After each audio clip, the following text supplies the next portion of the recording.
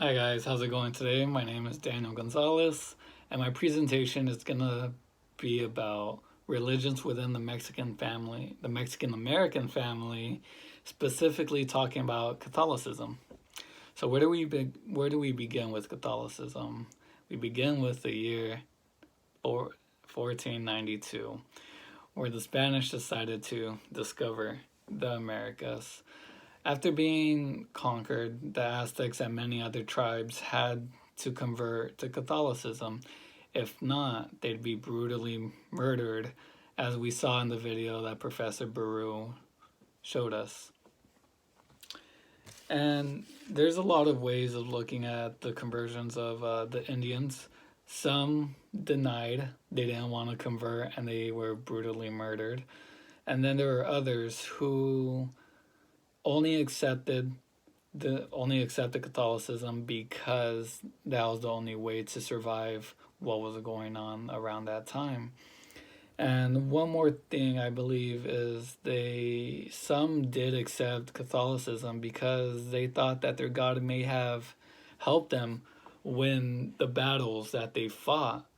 And that might have been a common way of thinking, is a stronger God, so you adopt that God to your beliefs.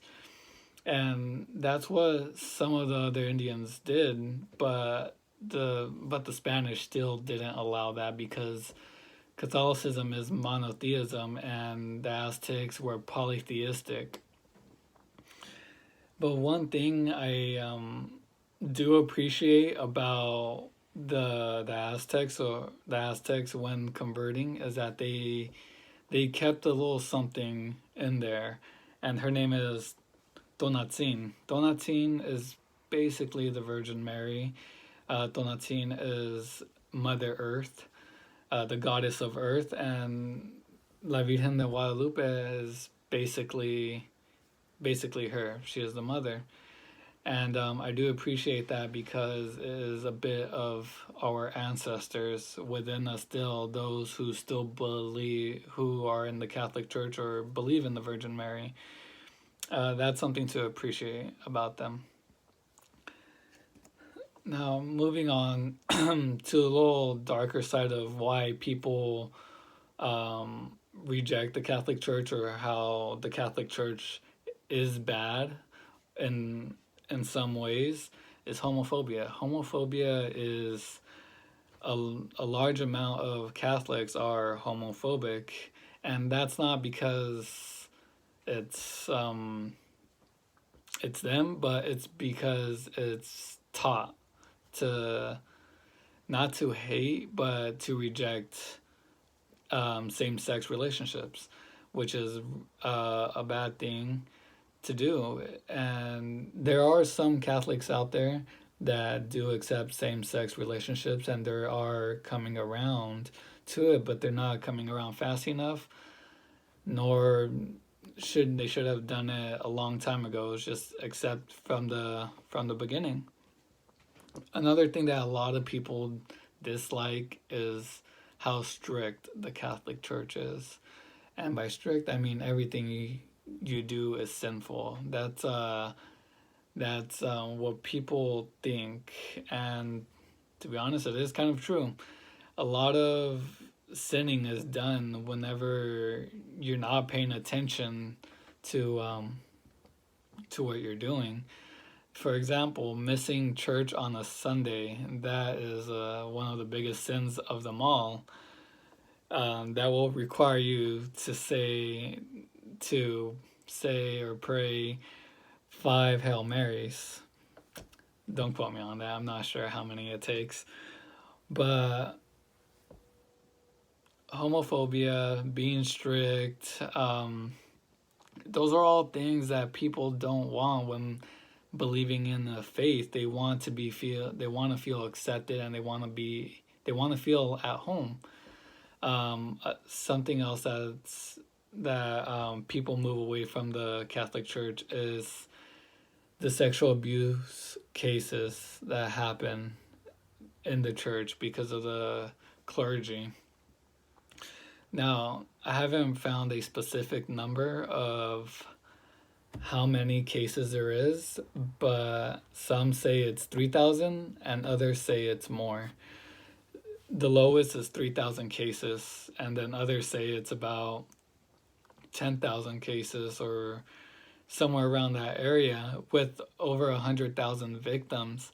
That is a lot of victims that shouldn't be there in the first place. And the church does basically nothing about it. What I read, it said the settlements. The church basically just threw money at these cases to settle the cases, which is very unfair and unjust because money will not fix or repair victims. The victims will always be scarred from the incidents that they went through. It's traumatizing. And a lot of people recognize that horror and they say, no, we don't want to be a part of the church if that is going on. And moving on from the dark side to the bright side is what festivities. A lot of festivities revolve around the Catholic Church or Catholicism. Um, for example, there is Easter, there is the First Communion, Confirmation, Baptismal, marriage, even. All those festivities do revolve around Catholicism. And when when celebrating these festivities, what's going on? You're hanging out with family, you're talking to them, you're having a good time and creating memories. That's I think that's a high point for being in a religion in general, being Catholic or being in any religion, is creating memories with those who love you and who you love. Um, Another thing is self improvement. Going into a religion can help you improve yourself and give you hope, a sense of hope, a sense of feeling at home, or it makes you want to do good things, which is really good to hear. And in today's statistics, there's more than 20 million Mexican Americans who are Catholics, and 61%. It's a 61% if you want to put in percentages.